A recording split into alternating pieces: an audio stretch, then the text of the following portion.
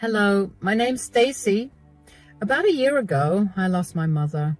It's still something that haunts me because I only found out too late that the reason for her death was my brother. But I did manage to get the perfect revenge on him for that. Let me tell you a little bit about my family. In my family, I was a mama's girl and my brother Steve was a papa's boy. That doesn't mean that I didn't love my dad or my brother didn't love my mom, but we just got along better with one parent. Aside from that, I'm older than Steve by about 9 years, so I have vivid memories of him growing up. Steve was not exactly the easiest child. He would constantly do things to get a raise out of people, like he would make fun of things that they're insecure about, or he would physically hurt them, but play it off as a joke. My mom hated that behavior, but my dad always laughed at it, which only enabled Steve to behave that way. I tried my best to lead him down the right road, but Steve was too stuck in his ways. Steve especially loved to do things for his own sake, even if it meant that it was going to be at the expense of someone else. Since Steve was only 9 years old when I left for college, he practically grew up a single child, and that only made those behaviors worse. Because of his behavior and our large age gap, I ended up not being very close to him.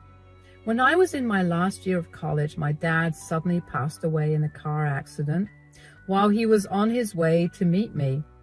To say I was traumatized would be an understatement.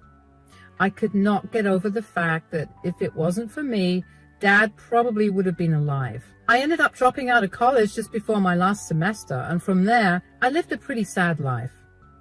I had no degree to my name, nor did I have many skills. I somehow managed to find a minimum wage job that fit me, and that's where I've been working for years. I live paycheck to paycheck, and I live in a small studio apartment. It's not a lot, but I'm happy with what I have. Steve, however, went on to not only finish his undergraduate degree, but also do his postgrad. He landed himself a great job and he got married to his college girlfriend. The two of them made more than enough together, so they bought a house together and were planning on having kids. I still didn't have a great relationship with Steve, but because my mom would insist on us meeting her at the same time as part of family time, I knew what was happening in Steve's life. We gradually became closer, but still not as close as regular siblings are. Still, I was happy that I had everything I needed: family, shelter, food, clothes. And this is how it was for years. But then one day, I got a call from the hospital telling me that my mom had had a really bad stroke. I don't even remember what happened after the phone call because my entire mind felt so fuzzy. I must have rushed to the hospital because I got there pretty quickly after the call. She was in a coma. The doctor said that there was no way of knowing when she would wake up. So I prayed really hard every day that she would wake up that day. I made it a routine to go and visit her every single day. One day I decided to go to Steve's place because I really felt alone. We hadn't had a proper chance to talk, and I wanted to feel some sort of support from my family. When I got to Steve's place, he greeted me at the door. "Hi, Stacy, come in." "Hello. How are you holding up?" "Not very good. What about you?" "Not very good either. I never thought that we could just almost lose Mom like that." "Yeah, it feels unreal." "I mean, I know that she's an old lady, but she had always been so full of life that to think that she could have almost gone is so scary." "I know. I haven't been able to sleep or eat. I visited her at the hospital today. She's still in a coma, but the doctor told me that she might not be able to walk properly and her cognitive functions will be affected. She's essentially going to be like a child now." "Yeah, I heard that too. What do we do?" I looked into nursing homes and they're expensive to say the least. I spoke with her insurance and they won't be covering that. I looked into that too, and while I saw some cheap ones, I don't exactly trust those. Besides, I've read too many horror stories about nursing homes, so I don't trust them anymore. I don't want Mom to suffer more than she already has. I agree. So we'll have to move her into one of our places. Well, you live in a studio apartment. I don't think you'd be able to take care of Mom there. I know. I could move, but breaking this lease would be very difficult. And I also don't have that kind of money to move. Don't worry about that. Penny and I will gladly take Mom in. We'll be her guardians and caretakers. Really? It'll be a lot of work. We could hire an at-home nurse to help. There's no need for that. She's our mother, so we have to take care of her. Yeah, you're right. But it's still going to be a lot for you. You're going to have a raise in your expenses, and aside from working, you'll be even more exhausted. Besides, Penny and I are living more than comfortably, so we'd be able to afford a lot more for Mom. We also have cameras inside the house, so it's very secure. We'll install a camera in Mom's room too, so we can always check in on her when we're not in her room. I work from home, so I'll be more than able to care for Mom. All right then. You can take Mom in. I'll drop by every day to spend time with her. I'll help you out any way that I can. That's fine. You focus on working and saving up. I'll make sure Mom gets so well taken care of that she'll go right back to being her usual self. I hope that she'll be fine. I can't wait to see Mom smile and hear her laugh again. This was the biggest mistake I made. If I had just tried harder to convince Steve to get an in-home nurse, my mother would not have faced the fate she did. My mom woke up a week after that conversation with Steve. Her cognitive abilities were impaired and she needed constant care as a result. As decided, we moved her into Steve's place. I would visit her once or twice a week, and I would make sure to spend as much time as I could with her. This is how it was for a few months until Steve called me, sobbing hysterically. I immediately knew that something was wrong with Mom. My heart was racing like crazy as I drove over to Steve's place. When I got to his place, I took one look at his face and knew that the news he was about to give me was going to be beyond devastating. What's going on? I got here as soon as I could. Stacy, you need to brace yourself. What's happening? Please tell me. I got here as fast as I could. Is Mom okay? No. She's been getting worse. How? What's wrong with her? Her blood pressure, cholesterol, sugar levels are way too high. Nothing is bringing it down. The doctor told us that at this rate, her organs are going to shut down and she'll pass away. No. How are her levels so high? Are you not taking care of her properly? I told you to hire an at-home nurse. We have no idea why they're so high. I promise you I'm taking care of her to the best of my ability. I've been doing whatever the doctors have told me to do. You can ask Penny about it too. How long has the doctor given her? He said that she has at best 2 weeks, but there's really no guarantee about whether she'll even live that long. No, this can't be. I'm so sorry. I feel horrible. I can't help but feel like a failure. I've been doing everything I can to make sure she gets better, but I couldn't do it. No, I'm sorry for blaming you immediately. I've seen the way you took care of her, so I know you did a good job. I'm just really shocked and scared. I don't want to lose Mom. She's my favorite person in the entire world, and I know that's weird to say as a 40-year-old woman, but she's really my best friend. I can't believe that my time with her is going to be cut short this way. I feel the same way. This is not what I expected. I never had too close of a relationship with Mom, but these last few months of caring for her made me feel a lot closer to her. I don't want her to go either, but are we absolutely sure that there's no way for Mom to get cured? Surely there are some medicines or procedures that can be done to help her out. We could admit her back into hospital. I checked with the doctor and he told me that it was too late to do anything.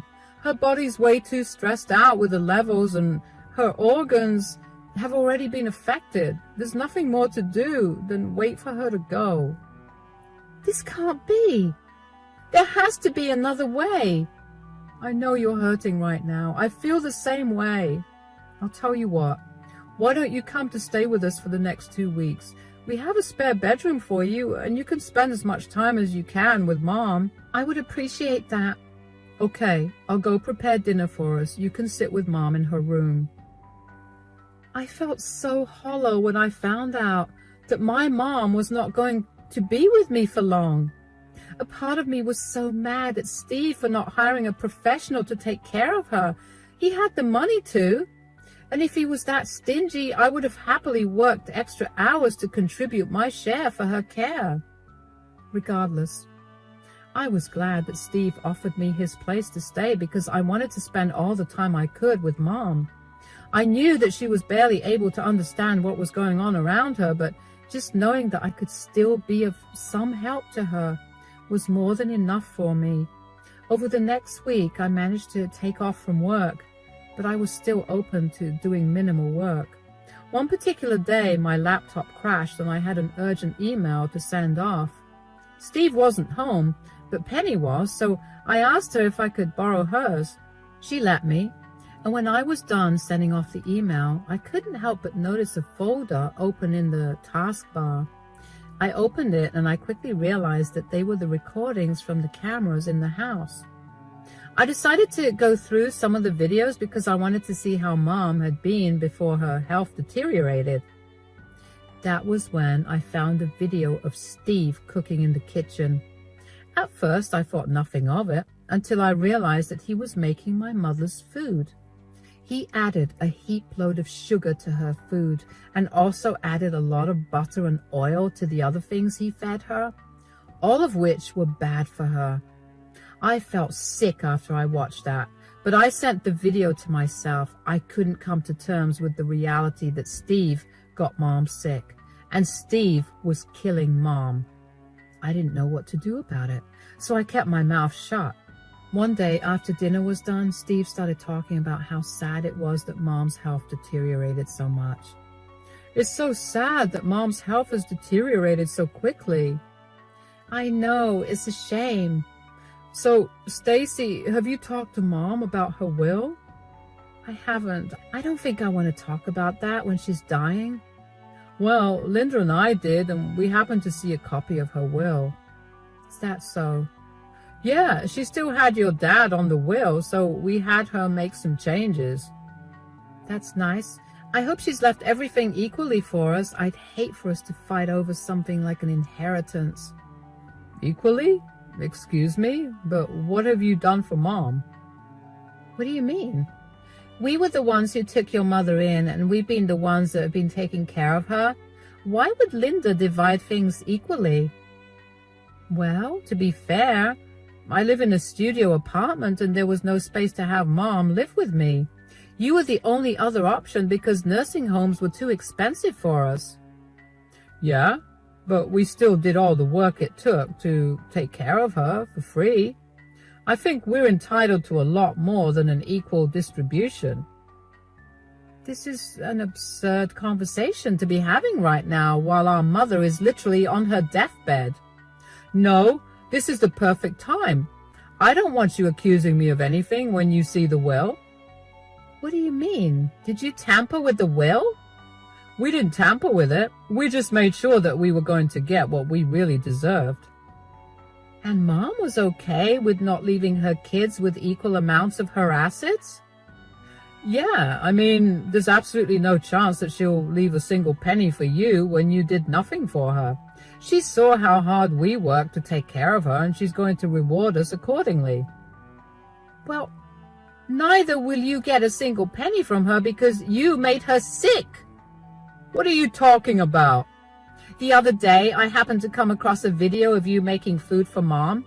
I saw how you loaded her food with sugar and lots of fat, which you know is deathly for her, given her heart problems and diabetes.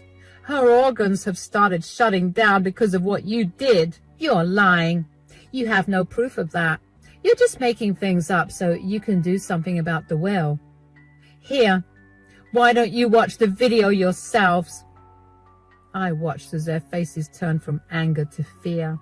Both of their faces paled and they were sweating so much You'd think we were in a sauna. I was glad that I finally found a way to express what I'd been feeling about what I thought, because I now had a solid plan in place for what I was going to do with the video. But before I could do anything, I wanted to hear what they had to say for themselves. As I turned my phone back to me, I set it to record because I needed as much evidence as I could get. So, do you have something to say for yourselves? How did you get this video? Does that really matter? Did you place cameras in our home and record us? That's a crime, you know. First of all, I did not do that. That behavior is psychotic and I don't have time for that.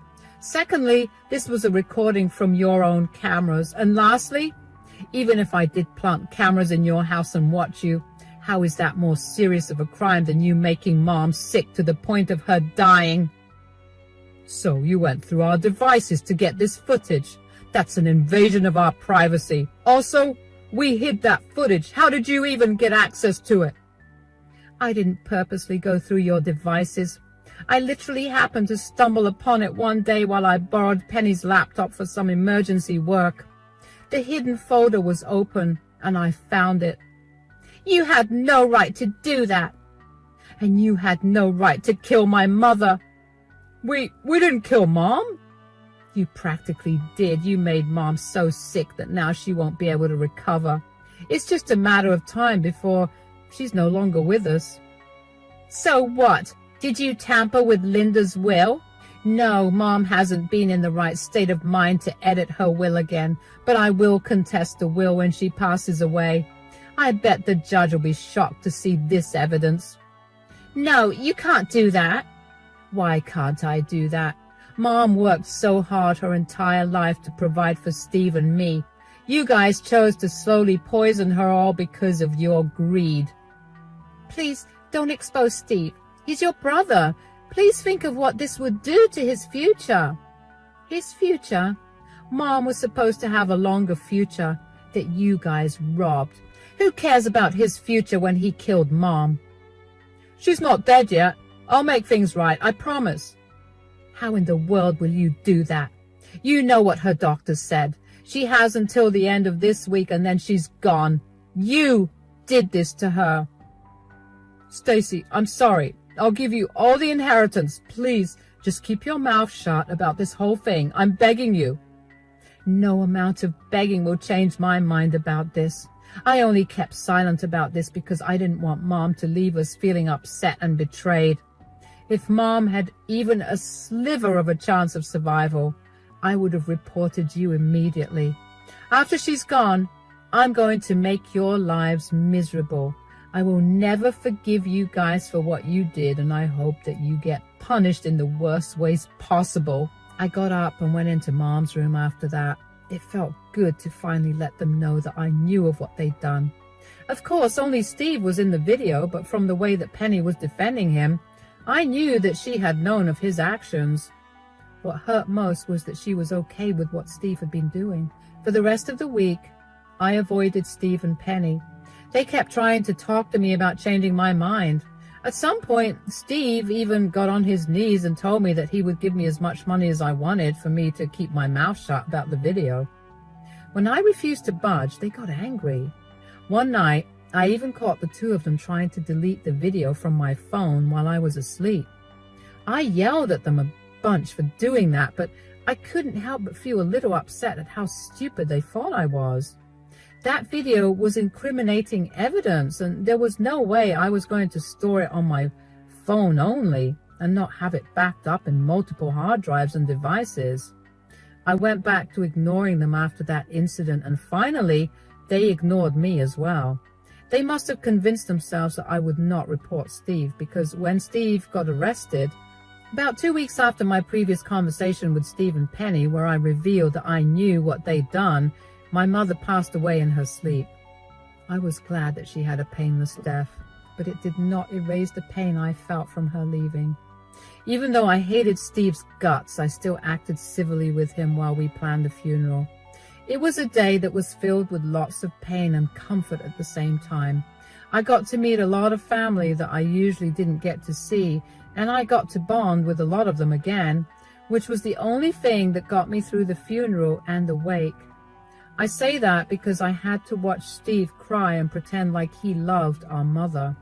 Everyone flocked to console him, and seeing him that way, but knowing that he'd been the one to kill my mother, made me see red. And then the day of the reading of Mom's will came. As expected, I got left with nothing while Steve got all her assets. I knew that he had tampered with her will because at no point was Mom in the right state of mind to correct her will in the last few months. That, along with the evidence I had against Steve, was enough for me to contest the will. Steve got really mad at me for doing that, and he then tried to beg me yet again to not bring up the video, but I blocked his number. I got myself a good lawyer who was willing to work for a very reasonable rate, and I gathered all the evidence that I could against Steve. The entire case went on for a very, very long time, and honestly, it was so draining that at many points I thought of just dropping the whole thing. But then I'd remember the sweet face of my mother as she lay in bed crying in pain, and I'd throw away all ideas of dropping the case. I was going to make sure my mother got the justice she deserved. My lawyer fought hard to convict Steve, and finally he was convicted of elder abuse. The original will of my mother was brought out, and in it she had willed everything to me in case her husband had passed away. I couldn't help but feel like my mom knew that Steve was going to do something wrong, so she took precautions for that from the start. I was given the entirety of my mother's inheritance, and Steve was sentenced to 7 years in prison. I did not even care about the money from my inheritance. I only cared that Steve was going to be facing the consequences of his actions. I waited until I saw Steve exit the courtroom in handcuffs before rushing out. I did not want to deal with anything that Penny would have to say to me. Over the next week, Penny continued to spam my phone with calls. I did my best to ignore her and instead tried to focus on myself. But every time I sat down to think for myself, Penny would keep calling me. One day when she called me, I was in a particularly bad mood. I decided to pick up the call and let that be the last time that I spoke to her. I knew that she was going to trigger a lot of emotions, but I figured that I might as well get it over with. What do you want? Are you finally happy now? You threw Steve in jail all because of your greed, my greed? What are you talking about? All you wanted was that inheritance. We told you we'd give you the whole thing if you just kept your stupid mouth shut. I did not care about the inheritance. Don't lie to me. I saw the way you were struggling. Any amount of money would have made your life easier. Of course you wanted that money. Did you not hear anything that I said when I was at your place that day? I showed you the video. I told you that I'd be reporting you two for elder abuse. And we told you to keep your mouth shut. We were willing to pay you whatever it took for you to not say a word. I don't care about the money. No amount of money would have healed my mother, nor will it bring her back. What you two did was beyond disgusting, and now Steve is facing the consequences of his actions. But he's your brother. Do you not care that he's going to be rotting in prison for 7 years? He poisoned my mother every single day because he wanted the money. 7 years is too short of a sentence. You're a monster. You're valuing a dead person over someone who's alive and has a long future ahead. The only reason my mom is dead is because of Steve. Stop denying it. You're lucky that he protected you. You and I both know that you're equally guilty for what you guys did to Mom. I didn't have any evidence of you hurting Mom, so that could not be proven. I hope that your life only goes downhill from here. You don't deserve any happiness. You've ruined mine and Steve's lives. Do you even know what's been happening because of your selfish actions? My family has abandoned me. The rest of your family has disowned Steve and has been blasting my phone with texts on how disgusting we are. Steve got fired, and now that he has a criminal record, it'll be extremely hard for him to get another job. I'm barely making enough to cover my expenses, and when Steve finally gets out, I won't be able to support both of us. This is all your fault. Stop blaming me for what's happening to you. You and Steve chose to hurt my mother. Neither of you cared about how she felt or the pain that she must have gone through because of your selfish desires. Whatever you're going through right now is a result and consequences of those actions. You can live in denial for as long as you want, but at some point, you're going to have to face reality. You and Steve killed my mom. Never contact me again. I don't care about either you or Steve, so I don't care about what you're going through either. Bye. I cut the call on Penny pretty quickly after that. She had some nerve to call me and yell at me for putting Steve in jail. She clearly did not realize how I'd be the one living with the guilt of not having reported Steve earlier, or not being around enough to figure out what she and Steve were doing. If I had moved to another bigger apartment, I would have been able to save Mom, and she would have been able to live for at least another 5 years. Penny was only thinking about her husband rotting in jail, and not the reason for that happening to him. I couldn't understand how Penny could blame me for what happened when she knew that what Steve was doing was wrong, and she still supported him. It was truly a miracle that I did not lash out at Penny and start yelling at her. Anyway, that conversation made me realize just how many of my feelings I had suppressed. I knew that I couldn't keep feeling the way I did, or I would spiral into depression, and getting out of that would not be an easy feat at all. I couldn't help feeling so guilty about my position in life and my inability to earn more money, because if I did, I would have still had my mother by my side. I decided to start therapy, and after a few months of it, I decided to give life another shot. I applied to a community college that allowed me to transfer my credits from years ago, and within a few months, I had graduated. I managed to land a better job, and I'm doing much better for myself. As for Penny, she's been excommunicated from her family. A lot of them reached out to me to both apologize for Penny's actions and involvement in my mom's death, and to also applaud me for putting her and Steve in their rightful places. She tried to contact me several times after we last spoke, but I didn't want to relive the past constantly, so I blocked her. I don't know how Steve is, because I was firm on not wanting to be a part of his calling list. The rest of our family also did not want to be in touch with him. As a result, none of us really knows how he's doing. Whatever it is, I'm sure it can't be good. I know that I'm in a better place now, and although my mother's death still saddens and hurts me, I've learned to accept that there was not much I could do for her given my situation. I'm just glad that she got to leave before she saw what happened to Steve. It'll be a long while before I get used to not having Mom around, but after seeing my progress right now, I know I'll get there for sure. Thank you for listening to my story.